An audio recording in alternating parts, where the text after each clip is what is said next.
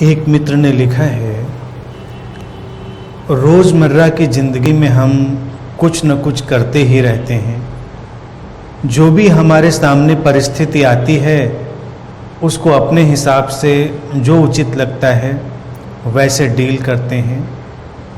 उस समय ये भी एहसास कहाँ रहता है कि हम कोई कर्म कर रहे हैं और उसका भी कुछ परिणाम हमारे ऊपर आएगा, और ऐसे में जो भी हम करते हैं वो उचित ही लगता है। परेशानी तो तब होती है जब हमें गलत सही का पाठ पढ़ाया जाता है, तो मन सोचने लगता है कि क्या गलत है और क्या सही है, और डरता है कि कहीं हमसे गलत ना हो जाए और सही गलत में उलझ जाता है। पिछली बार आपने स्पष्ट किया था कि जाग कर किए हुए कर्म हमें नहीं बांधते हैं, पर अभी हम जागरूक रहने का प्रयास तो करते हैं, पर वो कब स्लिप हो जाता है पता नहीं चलता। जब इस बात का एहसास होता है तो फिर कोशिश करते हैं। जागरूकता कब हमारी जीवन शैली बनेगी उसका इंतजार है। आगे भी इसमें है लिखा, हमने जिस समाज में जन्म लिया वहाँ हमें बचपन से ही मॉरल साइंस एक सब्जेक्ट के रूप में पढ़ाया गया। घर का माहौल भी सिंपल लिविंग हाई थिंकिंग वाला ही रहा। इस बात ने हमें कभी परेशानी नहीं हुई और हम उसमें ढल गए, लेकिन कभी भी गहराई से हमने नहीं सोचा कि जिसको हम सही समझ रहे हैं वाकई वो सही है कि नहीं। ऐसे में हमारे कर्म भी इसी सोच से होते गए। अब जब आपने इस बात पर हम लोगों का ध्यान खींचा तो मॉरलिटी के, नैतिकता के लिमिटेशन का एहसास हुआ और हमारी समझ भी निखरी है, और उसके फलस्वरूप हमारे कर्म भी। ये दोनों बातें अलग अलग ना होकर एक ही में मिली हुई हैं, इसीलिए दोनों प्रश्नों को मैंने एक साथ लिया है। पहली चीज़ कि इंसान जब तक जीवित है उससे कुछ न कुछ होगा, वो कुछ न कुछ करेगा। ऐसा संभव नहीं कि वो कुछ ना करे। अब ये करना अपने आप में एक देखने जैसी चीज है, जिसको हम करना समझ रहे हैं, डूइंग समझ रहे हैं। वास्तव में वो एक हैपनिंग है, वो एक घटना है।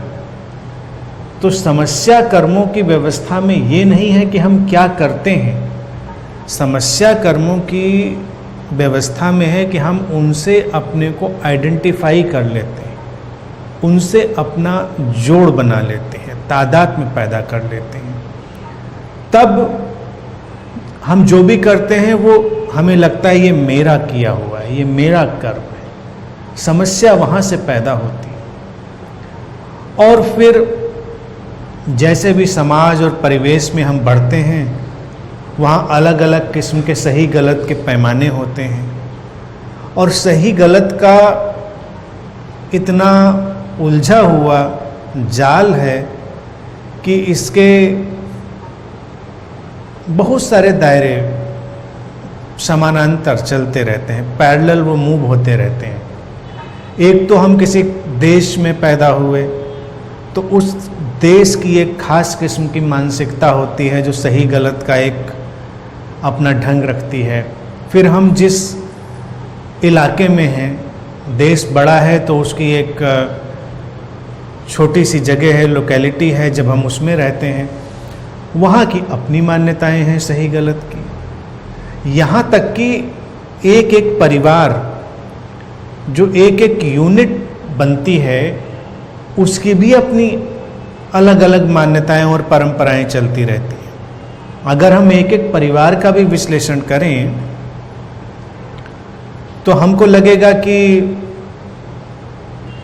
हर परिवार में उनकी अपनी सोच, अपनी समझ, अपने अनुभव के हिसाब से सही गलत के कई पैमाने समानांतर चलते रहते हैं। लेकिन वास्तव में सही क्या है और गलत क्या है ये तो कोई नहीं जानता। सही और गलत का, जैसा कि मैंने पिछली बार भी बात करी थी, एक ही पैमाना है जो पूरे होश से, पूरी जागरूकता से किया जाए वो सही है, और जिस करने में हमारी जागरूकता ना रही हो, हम सोए हुए हों, वो गलत है। लेकिन ये कोई नैतिक चिंतन नहीं है, ये कोई मॉरल थिंकिंग नहीं है, क्योंकि जो मॉरलिस्ट है, नैतिकवादी है, वो सही और गलत को बिठाने में लगा रहता है। उसको लगता है कि हमको सही सही करना है, हमको गलत गलत नहीं करना है, और फिर ऐसी वो दुविधा में पड़ता है कि उसके अंदर की जो कंडीशनिंग है और उसकी वृत्तियां हैं, उसके कर्मों के धक्के हैं, कर्मों के धक्कों से तात्पर्य इम्प्रेशन ऑफ कर्मा, जो उनके संस्कार बन गए हैं, वो उसको एक अलग तरह से खींचते हैं। उसका जो सही का अपना सोच का ढंग है वो उसको अलग तरह से खींचता है। आम तौर से होता वही है जो उसकी कंडीशनिंग में ज़्यादा गहरा छुपा हुआ होता है। ज़्यादातर लोगों को यही लगता है कि वो सोचते तो ये थे कि हम ऐसा करेंगे, ऐसा नहीं करेंगे, लेकिन ऐन मौके पर वो कुछ और ही करते हैं। ऐन मौके पर वो वही करते हैं जो उनके अंदर से सचमुच में आता है, और वो उनकी एक लंबी कंडीशनिंग का परिणाम होता है। सही गलत के सारे पैमाने यहाँ पर टूट जाते हैं, और बेहतर होता कि हमने समाज में जागरूकता विकसित करने पर ज़्यादा ध्यान दिया होता, बजाय कि सही गलत की नैतिकता पर बहुत चिंतन मनन करने के बजाय। क्योंकि सही गलत की नैतिकता ने मनुष्य को कहीं पहुंचाया नहीं। पूरे विश्व में उलझाव हैं, धर्मों के जाल हैं, एक धर्म सही के किसी और दायरे में है, एक धर्म सही के किसी और दायरे में है।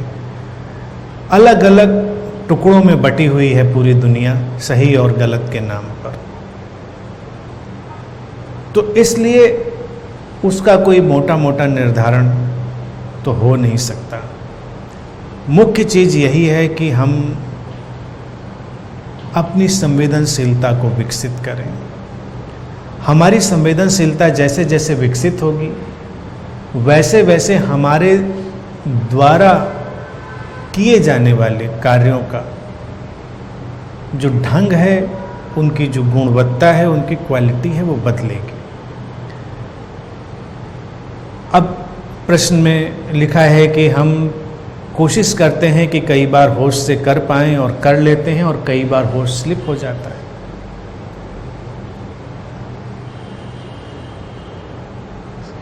स्लिप हो जाता है तो हो जाता है, उसके बारे में किसी को कभी सोचना नहीं है। धीरे धीरे यात्रा होती है, जल्दबाजी की ज़रूरत नहीं है। और अगर हम 24 घंटे में, मैं तो समझता हूँ, एक दो काम भी होशपूर्वक कर पाएँ पूरी अवेयरनेस से, तो ये भी बहुत रूपांतरणकारी है। आम तौर से तो व्यक्ति एक रोबोट की तरह, एक मशीन की तरह ही सारे काम करता है। तो एक दो काम भी अपने में बहुत महत्वपूर्ण हैं। उनकी संख्या बढ़े, उनका वक्त बढ़े तो बहुत अच्छा होगा, लेकिन इसको अपने अंदर तुलना की तरह, कंपैरिजन की तरह नहीं लेना है, वो परेशानी पैदा करेगा। और बेहतर हो कि हम सही गलत के बहुत सारे मॉरलिस्ट, नैतिकवादी चिंतन से मुक्त हो जाएं। कई बार लोगों को घबराहट होती है कि अगर हम सही गलत के नैतिकवादी चिंतन से मुक्त हो जाएंगे तो क्या अराजकता पैदा हो जाएगी। लेकिन क्या अभी अराजकता कम है? क्या वही लोग अराजकता नहीं फैला रहे हैं जो सही गलत पर किताबें भी लिखते हैं, सही गलत पर भाषण भी देते हैं, और अराजकता के केंद्र में भी वही लोग होते हैं? सही गलत का बिना अपने अनुभव से निर्धारण करना व्यक्ति को बांटता है, और बटा हुआ व्यक्ति यानी कि फ्रेगमेंटेड जो इंडिविजुअल है वो हमेशा किसी न किसी प्रकार के टकराव में होगा। उसके अंदर हमेशा किसी न किसी प्रकार के झगड़े चल रहे होंगे जो बाहर भी निकलेंगे, अंदर के झगड़े बाहर भी फैलेंगे। और अब तो सही गलत का इतना दबाव है व्यक्ति के ऊपर कि वो आध्यात्मिक और नैतिक दायरों से भी आगे निकल गया है। जैसे अब अगर स्वास्थ्य की बात आए, उसकी वेलबींग की बात आए, तो खाना पीना जो फूड है वो भी सही गलत के बड़े अलग अलग दायरों में बंधा हुआ है। एक तो नैतिकवादी चिंतन है कि ये खाना सही है और ये खाना सही नहीं है, एक वो पहलू। उसको हटा दिया जाए तो कोई व्यक्ति स्वस्थ रहना चाहता है तो उसमें भी बहुत कैटेगराइजेशन है कि ये चीज़ें हेल्दी हैं और ये अनहेल्दी हैं। और फिर भी समस्या ये है कि लोग पूरी हेल्दी लाइफ स्टाइल तब भी अपना नहीं पाते, और जब भी वो कुछ उस नॉर्म के विपरीत खाते पीते हैं तो अपराध बोध में जाते हैं। उनको लगता है अरे ये तो मैंने गलत किया, तुमको वजन कम करना था, तुमको फ्राइड नहीं खाना था, तुमको मीठा नहीं खाना था, तुमने खाया क्योंकि तुम्हारे अंदर से उसको खाने की इच्छा आ रही थी। या तो तुम दमन करते या तुम खा लेते। खाया तो सही गलत का पैमाना कि ये सही था, ये गलत था। अब इतने ज़्यादा जानकारी के बावजूद भी लोगों पे असर तो कोई नहीं दिखाई देता। क्या सचमुच में जो ये डिवीज़न ऑफ फूड है ये उतना ही सही गलत है, या ये बाज़ार की कोई एक रणनीति है? अगर आप पिछले 5 साल का ट्रेंड भी स्टडी करेंगे तो आप हैरान रह जाएंगे कि उसमें कई बार रिसर्चेज कंट्राडिक्टरी होती रहती हैं। कभी एक रिसर्च कुछ कह रहे हुए, कभी मार्केट में कोई प्रोडक्ट आ रहा है तो उसके फेवर में, कभी कोई प्रोडक्ट मार्केट से हटाया जा रहा है तो उस तरह से। अभी कुछ दिन पहले तक ये पढ़ने में आता था कि आपको जागना है, ठीक से अलर्ट बने रहना है तो कॉफ़ी पिएं। अभी कुछ दिन से रिसर्चर्स ने ये क्लेम किया है कि अगर आपको सोना है, नींद नहीं आ रही है तो कॉफ़ी पिएं। अब हम जागने के लिए पिएं, सोने के लिए पिएं? अब सही गलत का इसमें भी एक विचार पैदा होगा कि कोई जागने की इच्छा रखने वाला है और उसने कॉफ़ी पी ली तो वो भी सोच सकता है ये मैंने गलत किया, और उससे विपरीत भी सोच सकता है व्यक्ति। तो इस सही गलत हमको बहुत तरफ से पकड़े हुए हैं।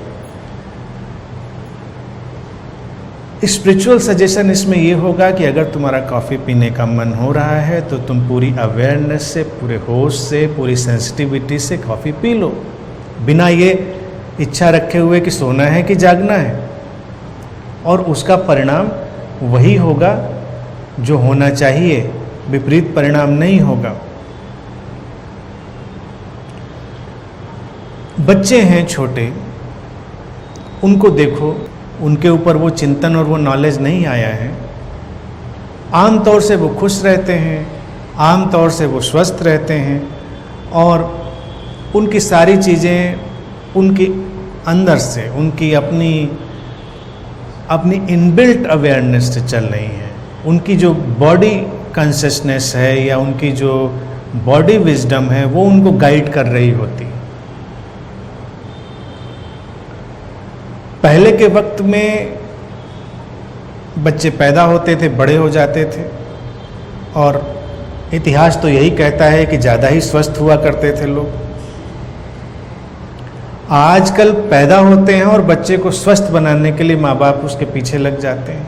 पहले दिन से विटामिन, मिनरल और तमाम तरह का जो भी मसला है उस सब की स्टडी करके, इंटरनेट से लेके, डॉक्टर से लेके सारी स्टडी करके उसके पीछे लग जाते हैं, और बच्चे फिर भी बीमार के बीमार। कमज़ोर के कमज़ोर। समस्या कहाँ पर है? हम सही गलत का अपना आरोपण कर रहे हैं। पहले के वक्त में मुझे लगता है बच्चे अपनी बॉडी विजडम से ज़्यादा जी पाते थे। यहाँ तक कि मेरा अपना भी ढंग करीब करीब ऐसा ही रहा। मैं जैसे परिवार में पैदा हुआ, बड़ा हुआ, वहाँ इतना इंक्रोचमेंट बच्चों के ऊपर नहीं था जैसा आजकल है कि बच्चे क्या खाएंगे, क्या पिएंगे, उनकी हर चीज़ तय की जाए, कहाँ बैठेंगे, कहाँ उठेंगे, क्या पढ़ेंगे, नहीं पढ़ेंगे। तो आम तौर से मेरे पास भी बहुत आज़ादी थी। मुझे अभी तक याद नहीं पड़ता कि खाने के नाम पर या कुछ करने या न करने के नाम पर कोई ऐसा फंस रहा हो। जो ठीक लगता रहा होगा वो किया जाता रहा होगा, और ऑलमोस्ट मैं समझता हूँ सब ठीक ही है। तो सही गलत को हम आरोपित न करें, सेंसिटिविटी विकसित करें। ये बात भोजन की मैं इसलिए ले आया बीच में क्योंकि विचार और हमारे जो इमोशंस हैं वो भी हमारे भोजन ही हैं, वो भी बॉडी का एक पार्ट है, उनका भी इनटेक करते हैं। तो अभी तो हम हर चीज़ को अनजाने में अपने अंदर लेते हैं। फिर हम जब सेंसिटिविटी के साथ विकसित होंगे तो हमको खुद ही पता चलेगा हमको किन विचारों को अपने अंदर लेना है, किन भावनाओं को लेना है, किन ऊर्जाओं को लेना है, हमको स्वतः ही पता चलेगा। उसका कोई नैतिक दर्शन नहीं होगा। योग और तंत्र में वो बात करते हैं आहार शुद्धि की, और आहार का उनका जो अर्थ है, इसलिए भोजन शब्द उन्होंने उपयोग नहीं किया है। आहार का अर्थ है जो कुछ भी बाहर से भीतर जाता है उसकी शुद्धि। बाहर से भीतर भोजन भी जाता है, बाहर से भीतर विचार भी जाते हैं, भाव भी जाते हैं, और तमाम तरह की ऊर्जाएं भी जाती हैं। उन सब की शुद्धि हमको करनी होती है, और शुद्धि होती ही हमारे अवेयरनेस के तल से, हमारे विवेक से। वैचारिक रूप की अगर बात करें तो अभी लोग बस किसी न किसी विचारधारा में उलझ जाएंगे। जो जिस विचारधारा को मानने वाला होगा, ये सही है, ये गलत है, लेकिन ठीक ठीक तो किसी को नहीं पता। कल को वही बदल सकता है, वो कन्वर्ट हो जाए, दूसरी पार्टी ज्वाइन कर ले या दूसरा धर्म ज्वाइन कर ले, तो विचारधारा उसकी तुरंत बदल जाएगी, सही गलत के उसके पैमाने तुरंत बदल जाएंगे। तो इनका कोई स्थायी मूल्य है ही नहीं, इन नैतिक सही गलत की बातों का। केवल व्यक्ति की संवेदनशीलता और उसकी जागरूकता ही एक पैमाना है।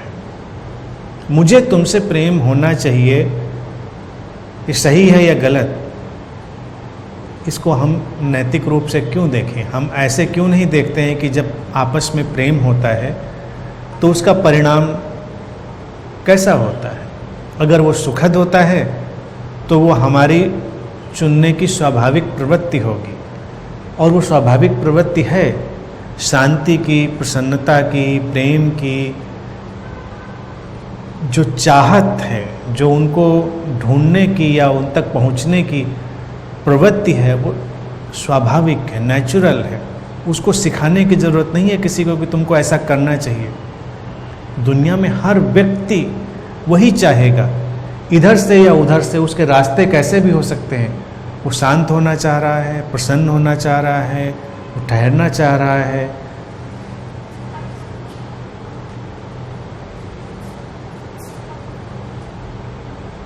और इसके बारे में हो सकता है उसका कोई भी दार्शनिक ज्ञान ना हो, क्योंकि ये आत्मिक गुण है, इंटरनल क्वालिटीज, अंदर से निकलकर बाहर फैलती हैं। तो धीरे धीरे हम समाज में जब यात्रा करते हैं तो इन सारी चीज़ों को देखकर हम स्वयं ही तय करने लगते हैं कि हमारे लिए क्या चुनने योग्य है और हमारे लिए क्या चुनने योग्य नहीं है। इसको कोई बाहर से नहीं सिखा सकता।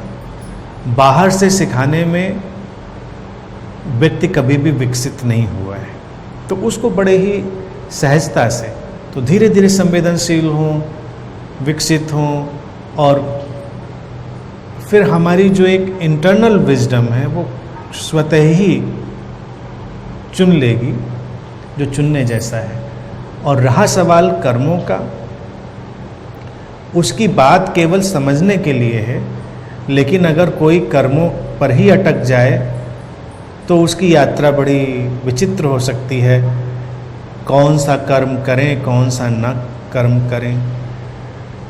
धार्मिक कर्मकांड, जंजाल, जाल, उनके जितने भी उलझाव हैं वो सब इसी ऊहापोह में, इसी कॉम्प्लिकेशन में घिर गए हैं। कर्म हमें सोचना नहीं है क्या करना है क्या नहीं करना है, वो तो हो रहे हैं, उनको होने देना है। अपने अंदर अवेयरनेस लानी है और यकीन मानिए फिर जो होगा हमसे वो बिल्कुल ठीक, उस क्षण के लिए बिल्कुल परफेक्ट होगा, जिसकी कोई रूपरेखा पहले से किसी के पास नहीं होगी। लोग अलग अलग हैं, भिन्न भिन्न हैं, सबके अंदर से अलग अलग चीज़ें घटेंगी, अलग अलग कर्म होंगे, सही गलत के पैमाने उसमें तय नहीं होंगे। तो बस खुले रहें, ग्रहणशील रहें, नैतिक चिंतन में ना उलझें।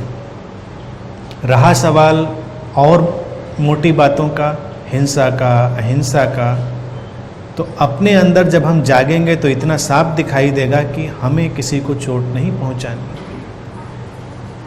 ये एहसास अच्छा है, लेकिन फिर भी कभी ऐसा संभव हो सकता है कि जो व्यक्ति किसी को चोट नहीं पहुंचाना चाहता उसके माध्यम से भी कुछ ऐसा घट जाए, किसी की सुरक्षा के लिए, किसी बड़े शांति के प्रयास के लिए, बहुत सारी वजह हो सकती हैं। अब कृष्ण ने युद्ध करा दिया इतना बड़ा, लेकिन वो युद्धवादी तो नहीं थे, शांति के समर्थक थे। परिस्थिति ऐसी बन गई कि युद्ध हुआ, और मैंने पहले भी कहा, करा दिया वर्ड तो मैं मजाक में यूज करता हूँ, जोकिंगली। युद्ध होने ही जा रहा था, परिस्थितियाँ वैसी बन ही गई थी, कृष्ण ने फिर भी उसके अंदर से इतना सार्थक कुछ निकाल दिया, जिसको कहते हैं ना कि समुद्र मंथन से विष निकलने वाला था, उससे भी अमृत निकाल लिया। तो उतनी बड़े युद्ध की विभीषिका के बाद भी आज जो हम याद करते हैं वो उनके मार्गदर्शन की बातें, कि ऐसा भी संभव है। उनको तो दिखा कि ये परिस्थिति तो ऐसी ही है, अब उस परिस्थिति का उपयोग करके अपना संदेश देने की जो चीज़ थी उन्होंने उसका भी काम कर लिया। ये जागे हुए लोगों का काम है। जागे हुए लोग अगर कहीं झगड़ा भी देखते हैं तो उस झगड़े से भी वो कुछ सार्थक पैदा कर सकते हैं, क्योंकि कई बार झगड़ा जो शुरू हो गया है वो होकर रहेगा, उसकी अपनी ऊर्जाएं बन गई हैं, पैदा हो गई हैं। एक स्थिति ये हो सकती है कि शांति का प्रयास हो जाए, सेटलमेंट हो जाए, नहीं हो रहा है तो उससे भी कुछ बेहतर निकालने की अंतर्दृष्टि, लेकिन वो उसी समय समझ में आएगी कि इससे क्या बेहतर निकल सकता है। विकास की यात्रा में हम हमेशा कुछ बेहतर निकाल सकते हैं।